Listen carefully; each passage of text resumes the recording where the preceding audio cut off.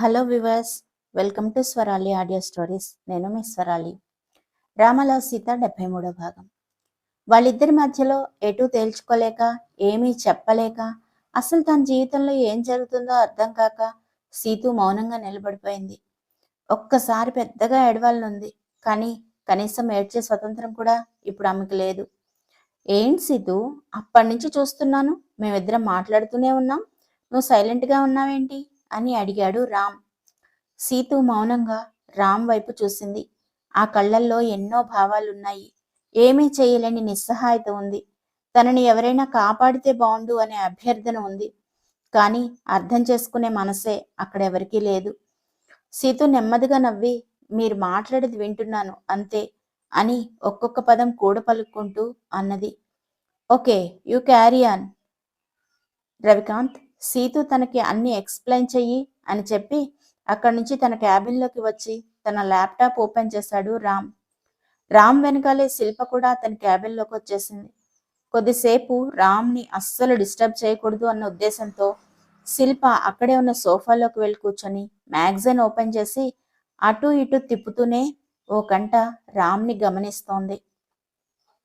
రామ్ అక్కడి నుంచి వెళ్ళిపోయాడు అని నిర్ధారించేసుకున్న తర్వాత రవికాంత్ వర్మ తన చైర్లోంచి లేచి సీతు దగ్గరగా వచ్చి ఆమె ఎదురుగా ఉన్న టేబుల్ మీద కూర్చొని ఆమె చేతిని తన చేతుల్లోకి తీసుకుంటూ, ఇప్పుడు చెప్పు సీతు, ఏంటి సంగతి?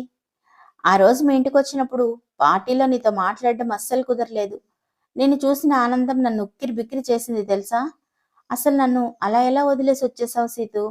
మనది జన్మజన్మల బంధం కదా అని చాలా ప్రేమగా అడిగాడు రవికాంత్ వర్మ. అతని చేతుల్లోంచి తన చేతిని లాక్కోవడానికి ప్రయత్నం చేసింది సీతు. కానీ అతని ఫేస్లో ఎక్స్ప్రెషన్స్ ఏమాత్రం మార్చకుండా చేతిని మాత్రం చాలా గట్టిగా పట్టుకున్నాడు. చూసే వాళ్ళకి అతను ఆమెతో ఎంతో సరదాగా మాట్లాడుతున్నట్లుగా అతని ఫేస్ ఎక్స్ప్రెషన్స్ ఉన్నాయి. ఎందుకంటే ఇక్కడ జరిగేదంతా సీసీటీవీ ఫుటేజ్లో రామ్ అబ్జర్వ్ చేస్తున్నాడు. ఆ సంగతి రవికాంత్ వర్మకి తెలుసు. సీతు అభ్యర్థనగా, నన్ను వదిలిపెట్టు, నేను వెళ్ళాలి, నా జీవితంతో ఆడుకోవద్దు ప్లీజ్ అని కన్నీళ్లతో బతిమిలాడింది. ఆమె కెమెరాకు అపోజిట్ సైడ్ నిలబడి ఉండడంతో ఆమె ఫేస్ ఎక్స్ప్రెషన్స్ కనిపించడం లేదు. చూడు సీతు, ఇదిగో నువ్వు పెట్టిన ఎంగేజ్మెంట్ రింగ్, ఇన్ని సంవత్సరాలైనా నా చేతి నుంచి నేను తీయలేదు అంటూ వేలికి ఉన్న ఉంగరాన్ని సీతుకి చూపించాడు రవికాంత్. ప్లీజ్, ఎందుకు ఇలా మాట్లాడుతున్నావు? నేనిప్పుడు వేరొకరి భార్యని. అయినా అన్నీ మీకే వదిలేసి వచ్చేసాను కదా, ఇంకా నా నుంచి ఏం కావాలి? నేను ఎప్పటికీ మీకు అడ్డు రాను, నన్ను వదిలేయండి ప్లీజ్ అని బతిమలాడుకోవడం స్టార్ట్ చేసింది సీతు. అలా ఎలా వదిలేస్తాను సీతు? కేవలం ఆస్తి మాత్రమే కాదు నా టార్గెట్, నువ్వు కూడా. ఇన్ని రోజులు ఎంత బాగా తప్పించుకొని తిరిగావు, ఇన్ని రోజులకు మళ్ళీ కనిపించావు. నీకోసం కుక్కలాగా ఎన్ని చోట్ల తిరిగానో తెలుసా? అయినా నీ మొగుడు నీకు విడాకులు ఇస్తాడట కదా, ఇంకా ఇక్కడే ఉండి ఏం చేద్దాం అనుకుంటున్నావు? నవ్వుతూనే ప్రశ్నించాడు రవికాంత్. నేను ఎవ్వరి జీవితాల్లోకి అడ్డు రాను, ప్లీజ్ నన్ను వదిలేయండి, నేను ఇక్కడి నుంచి దూరంగా వెళ్ళిపోతాను అని బతిమలాడడం మొదలుపెట్టింది సీతు. పిచ్చి సీతు, లీగల్గా నీకు భర్తనైతే మాత్రమే నేను అనుకున్న పని సక్రమంగా జరుగుతుంది. మా అమ్మ, అదే మీ అత్త శారదాంబ గుర్తుందా నీకు అంటూ అడిగాడు రవికాంత్ వర్మ. శారదాంబ పేరు వినగానే ఒక్కసారిగా సీతు వెన్నులోంచి ఒక వెచ్చటి ఊపిరి ప్రవహించినట్లుగా అనిపించి వణికిపోయింది. ఆమె భయాన్ని చూసి మనసులో మరింతగా నవ్వుకుంటూ, తను నీకోసం ఎదురు చూస్తోంది, నిన్ను తీసుకురమ్మంది. నీకోసం నిన్ను యువరాణిగా కాదు కాదు మహారాణిగా ప్రకటించడం కోసం అక్కడ అన్ని ఏర్పాట్లు జరుగుతున్నాయి. మర్యాదగా నాతో బయలుదేరడానికి సిద్ధంగా ఉండు, లేకపోతే చెప్పాను కదా, నేను ఎంతకైనా తెగిస్తాను అన్నాడు రవికాంత్ వర్మ. ఇంత హింస పెట్టే బదులు ఒక్కసారి చంపేయచ్చు కదా, నేను ఇక ఈ బాధలు భరించలేకపోతున్నాను అని ఏడుస్తూ అన్నది సీతు. అరెరే, అలా ఎలా చంపేస్తాను? ఒకవేళ నువ్వు నాతో రావడానికి ఇష్టపడకపోతే నీ కడుపులోని బిడ్డని చంపేస్తాను. నీ ప్రాణ స్నేహితురాలు మంజు, నీకు గుర్తుండే ఉంటుంది, తనిప్పుడు నా కస్టడీలోనే ఉంది, తనని చంపేస్తాను. ఏ నిర్ణయం తీసుకున్నావో సాధ్యమైనంత త్వరగా చెప్పు అని కూల్గా అన్నాడు రవికాంత్ వర్మ. అతనికి తను కడుపుతోటున్న విషయం ఎలా తెలిసిందా అని ఆశ్చర్యపోయింది సీతు. అలాగే మంజు గురించి కూడా చాలా భయపడిపోయింది. ఆ దుర్మార్గుల చేతికి మంజు చిక్కి ఎన్ని చిత్రహింసలు చూపిస్తున్నారో తలుచుకుంటుంటేనే చాలా బాధగా అనిపించింది. నేను ఇప్పుడు కడుపుతోటి ఉన్నాను అని తెలుసు కదా, ఇంకా నన్నెందుకు పెళ్లి చేసుకోవాలనుకుంటున్నావు? నేనిప్పుడు వేరొకరి సొంతం. పాపం మంజు ఏం చేసింది అని తనని అలా హింస పెడుతున్నావు? తనని వదిలేయ్ ప్లీజ్, నీకు దండం పెడతాను అని అన్నది సీతు. నాకు అవన్నీ అనవసరం. ఇప్పటికే నువ్వు నా గదిలో చాలాసేపు ఉన్నావు. నీ మొగుడు కాని మొగుడికి అనుమానం వచ్చే అవకాశం ఉంది. కళ్ళు తుడుచుకొని ఇక్కడి నుంచి బయలుదేరు. నేను చెప్పింది గుర్తుంది కదా? రిజల్ట్ నాకు రేపు సాయంత్రానికల్లా తెలియాలి. లేకపోతే నాలో రాక్షసుడు ఎలా ఉంటాడో నీకు తెలుసు అని బెదిరించి వెళ్ళి చైర్లో కూర్చున్నాడు రవికాంత్ వర్మ. వాళ్ళు ఏం మాట్లాడుకుంటున్నారో వినపడకపోయినా రవికాంత్ వర్మ అంత నవ్వుతూ సీతూకి ఎంత దగ్గరగా ఉండి మాట్లాడటం చూస్తూ ఉన్నా రామ్లో కోపం అంతకంతకు పెరిగిపోతోంది. రామ్ ఎక్స్ప్రెషన్స్ ని శిల్ప ఓ పక్క గమనిస్తూనే తనలో తను నవ్వుకుంటుంది. అప్పుడే ఏం చూసావు రామ్? ఇంకా ముందు ముందు చాలా ఉంది. నాకు తెలుసు నువ్వు ప్రేమించింది సీతూని అని. కానీ పిచ్చిది నా కోసం నిన్ను త్యాగం చేసింది. కాదు కాదు, త్యాగం చేసింది అని నేను అనుకున్నాను. కానీ నిన్ను తన సొంతం చేసుకుంది. దాన్ని అస్సలు వదిలిపెట్టను. ఎక్కడి నుంచి వచ్చిందో అక్కడికే పార్సిల్ చేయకపోతే నా పేరు శిల్పనే కాదు అని తనలో తనే క్రూరంగా అనుకుంది శిల్ప. సీతు రవికాంత్ క్యాబిన్ నుంచి వచ్చి తన క్యాబిన్లో కూర్చోగానే రామ్ ఆమెని తన దగ్గరికి రమ్మని ఇంటర్కామ్లో ఆర్డర్ పాస్ చేశాడు. వెంటనే సీతు తన దగ్గర ఉన్న ప్రాజెక్ట్ ఫైల్ తీసుకొని రామ్ దగ్గరికి వెళ్ళింది.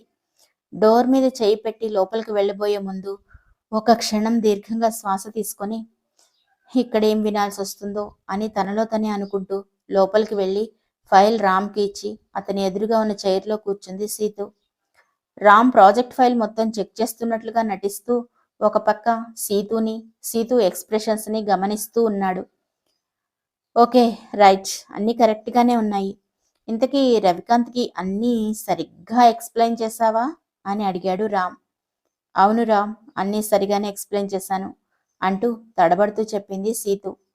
ఓకే, చాలాసేపు ఎక్స్ప్లెయిన్ చేసినట్లున్నావు కదా, ఎక్స్ప్లెయిన్ చేయడానికి చాలా టైం తీసుకున్నట్టున్నావు కదా అన్నాడు రామ్. భగవంతుడా, ఏంటి నాకు శిక్ష?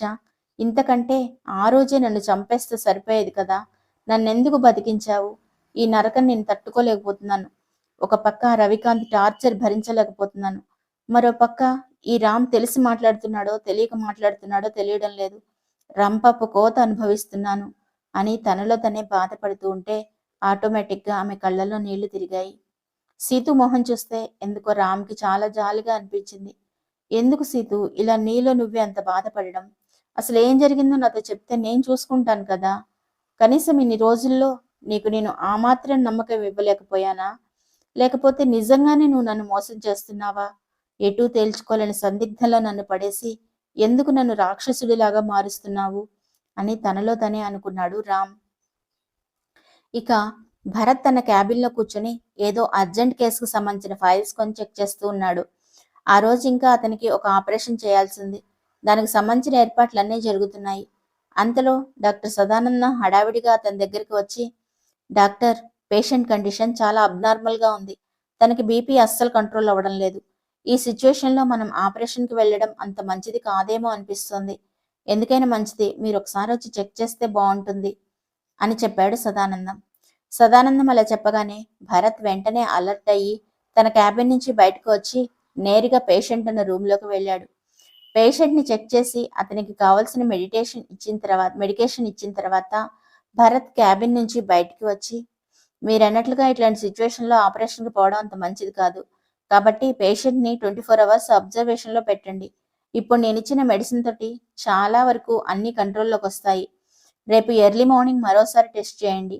రేపు ఆఫ్టర్నూన్ కానీ ఈవినింగ్ కానీ సర్జరీ ప్లాన్ చేద్దాం అని కొన్ని ప్రికాషన్స్ చెప్పిన తర్వాత భరత్ తన క్యాబిన్లోకి వెళ్ళబోతూ ఒక్క క్షణం ఆగి మానస గుర్తుకు రావడంతో ఈ పొగరుబోతు ఏం చేస్తోందో, నా ప్రపోజల్నే రిజెక్ట్ చేస్తుందా, దీని సంగతి చెప్తాను అని అనుకుంటూ మానసాన్ని వెతుక్కుంటూ కింద ఫ్లోర్కి వచ్చాడు. అక్కడ సిరి ఒక్కతే డ్యూటీలో ఉంది. సిరి భరత్ని చూడగానే వినయంగా లేచి నిలబడి విష్ చేసింది. భరత్ సిరి దగ్గరికి వచ్చి, మీ ఫ్రెండ్ ఎక్కడా అని అడిగాడు. తను ఆఫ్టర్నూన్ తలనొప్పి అని చెప్పి ఇంటికి వెళ్ళిపోయింది సార్. నాకు కూడా ఈరోజు డ్యూటీ త్వరగా అయిపోతుంది. నేను కూడా ఇంకో 10 మినిట్స్‌లో వెళ్ళిపోతాను సార్. ఏమైనా తనకి చెప్పమంటారా? అని అడిగింది సిరి. నో నో, జస్ట్ క్యాజువల్‌గా అడిగానంతే అని అక్కడి నుంచి వెళ్ళిపోయాడు భరత్. మరో పావుగంట తర్వాత భరత్‌కి సిరి నుంచి కాలొచ్చింది. సార్, నేనిప్పుడే మా అపార్ట్మెంట్‌కొచ్చాను. మానస ఎక్కడా కనిపించడం లేదు. తన మొబైల్ కూడా స్విచ్ ఆఫ్ వస్తోంది. నాకు చెప్పకుండా, కనీసం మెసేజ్ కూడా పెట్టకుండా ఎప్పుడూ తను ఇలా చేయలేదు. ఏమైందో ఏంటో కంగారుగా ఉంది అని కంగారుగా చెప్పింది సిరి. సిరి, నువ్వు కరెక్ట్‌గా చూసావా? తను ఇంట్లోనే ఉండి ఉంటుంది. ఇప్పుడే కదా ఇంటికి వెళ్ళావు. ఒకవేళ ఎవరికైనా పక్క వాళ్ళకి అవసరమైతే తను పక్కన అపార్ట్మెంట్‌కి వెళ్ళిందేమో. ఒకసారి కనుక్కో. ఇందులో కంగారు పడ్డానికి ఏముంది? తనేమీ చిన్నపిల్ల కాదు కదా అని తేలిగ్గా అనేశాడు భరత్. కొద్దిసేపటి తర్వాత సిరి మళ్ళీ ఫోన్ చేసింది. లేదు సార్, నేను పక్కనే ఉన్న అన్ని అపార్ట్మెంట్ వాళ్ళని కూడా కనుక్కున్నా. ఆ తర్వాతనే మీకు కాల్ చేస్తున్నాను. వాచ్మెన్ కూడా తను ఈరోజు మధ్యాహ్నం ఇక్కడికి రాలేదు అని చెప్పాడు. నేను ఇలా అడుగుతున్నాను అని మీరు ఏమీ అనుకోకండి. మీరు మానసని ఏమైనా అన్నారా అని కొంచెం తడబడుతూనే అడిగింది సిరి. భరత్ సిరితో, నేను తనని ఏమీ అనలేదు. జస్ట్ ప్రపోజ్ చేశాను. తను రిజెక్ట్ చేసింది. అంతే, మా మధ్య ఇంకేమీ జరగలేదు అని ఏదో ఆలోచిస్తూ అన్నాడు భరత్. ఏంటి? భరత్ సార్ మానసకి ప్రపోజ్ చేశారా? మానస దాన్ని రిజెక్ట్ చేసిందా అని షాక్లో ఉండిపోయింది సిరి.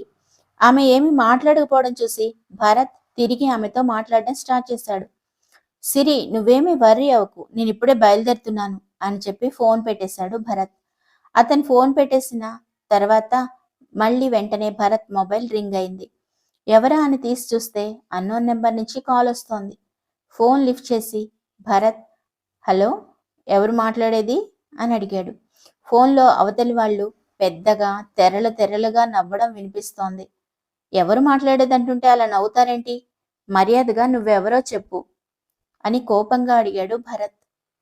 అవతలి వాళ్ళు నవ్వడం ఆపేసి, అవునవును, అసలుకే నీ గర్ల్ ఫ్రెండ్ కనిపించడం లేదు అనే టెన్షన్లో ఉన్నావు కదా, ఈ టైంలో నీతో ఇలా జోక్స్ వేయడం తప్పే అని అన్నారు.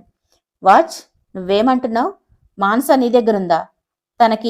తనకేమైనా జరిగిందంటే అస్సలు ఊరుకొని చెప్తున్నాను అని కోపంగా అన్నాడు భరత్. అబో, గర్ల్ ఫ్రెండ్ మీద ప్రేమ చాలానే ఉన్నట్లుంది. ప్రస్తుతానికి నీకు ఇంతకంటే ఎక్కువ ఇన్ఫర్మేషన్ ఇవ్వడం నాకు ఇష్టం లేదు. నీ గర్ల్ ఫ్రెండ్ మాత్రం ప్రెజెంట్ నా దగ్గరే ఉంది. నువ్వు ఏం చేయాలో కొద్దిసేపు ఆగి మళ్ళీ ఫోన్ చేస్తాను అని ఫోన్ పెట్టేశాడు అవతలి వ్యక్తి. అసలు మాన్సాని కిడ్నాప్ చేసిన వాళ్ళు ఎవరు? మానసాన్ని భరత్ కాపాడగలుగుతాడా? రవికాంత్ వర్మ చెప్పినట్లుగా సీతు అతనితో వెళ్ళిపోతుందా? అసలు నిజం ఏంటి అనే సంగతి రామ్ తెలుసుకోగలుగుతాడా? వీటన్నిటికీ సమాధానాలు కావాలి అంటే వింటూనే ఉండండి రామా లవ్స్ సీత. స్టోరీని లైక్ చేసి ఛానల్ని సబ్స్క్రైబ్ చేసుకోవచ్చు కదా ప్లీజ్.